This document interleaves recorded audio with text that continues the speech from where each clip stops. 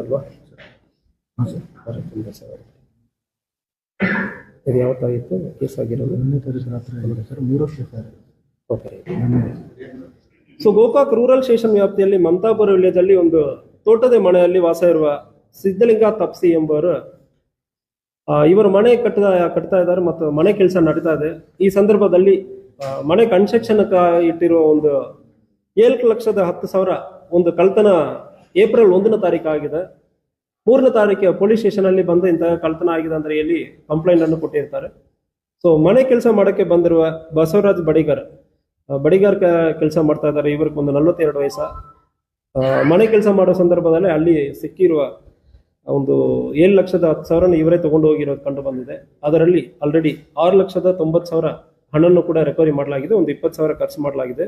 ಅವರನ್ನು ಕೂಡ ಅರೆಸ್ಟ್ ಮಾಡಿ ಜೈಲಿಗೆ ಪ್ರೊಡ್ಯೂಸ್ ಮಾಡಲಾಗಿದೆ. ನೈಸರ್ಗಿಕ